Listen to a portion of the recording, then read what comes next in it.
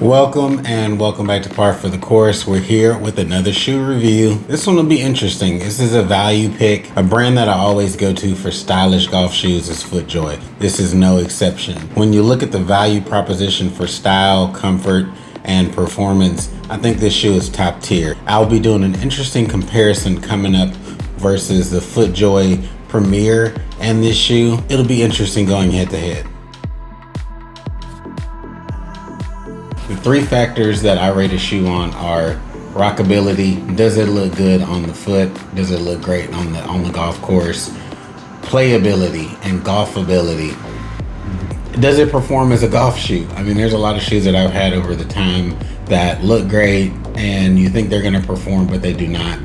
And then durability. Long term, how does a shoe hold up after round after round? Even just a single round, do you have to do a lot of maintenance on the shoe to get it back to the state that you feel comfortable wearing it again? We'll go through those factors. I'll rate each one of them. We'll be right back. So in terms of rockability, I totally understand that this shoe is not for everybody. This style is a little more dressed up. It is the Oxford style of golf shoe. And so I'm gonna give it a 7 out of 10. I'm just realistic that I like this type of shoe, but I know it's not everybody's cup of tea. A couple comments even on my FootJoy Premier video, which it's a little more basic, you know, still a very traditional format of a golf shoe, but even then it was too much for some people.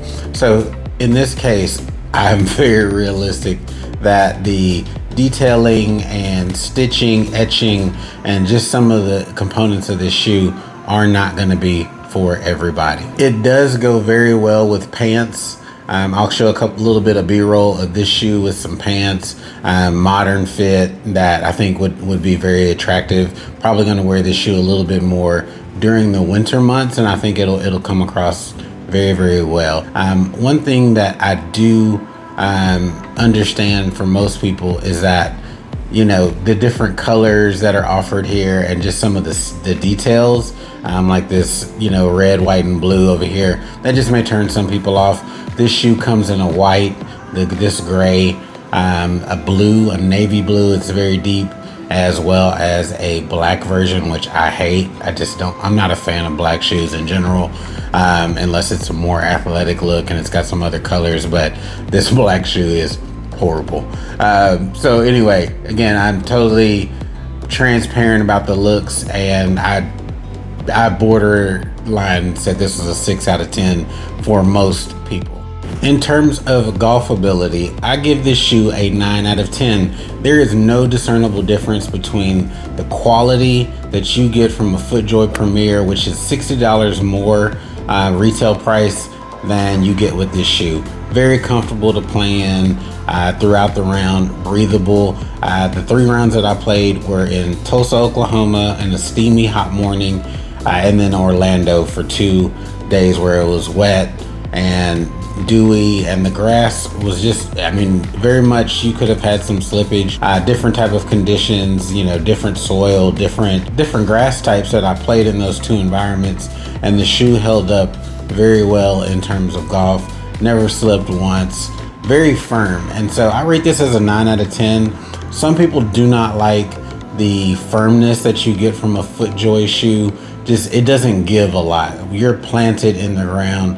I typically play better golf when I'm planted. Sometimes I can get super active with my feet and look like Scotty Scheffler out there. And so the FootJoy helps me stay planted and underneath myself, and just really lends to me playing good golf. So I recommend this shoe for golfability. To have a golf shoe that plays just as well on hole number 18 as it does on hole number 1. Very comfortable, lasts the entire round.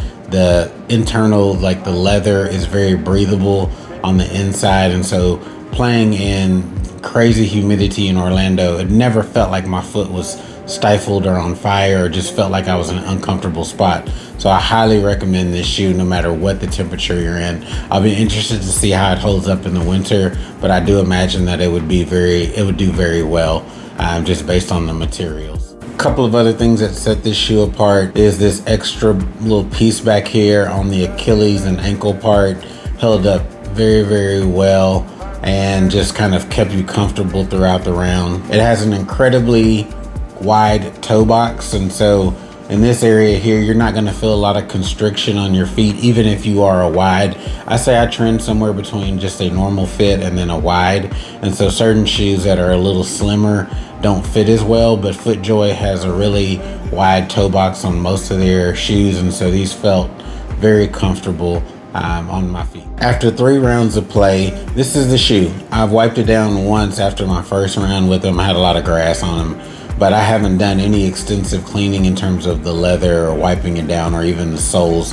And so this is what it looks like after 3 rounds of actual play. Almost feels like it's got a little 3M coating where water just beads off of it.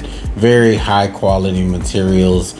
The one thing that I have noticed, and it's typical of shoes like this, and I imagined it was going to do so, was that this, ankle Achilles pad definitely gets dirty.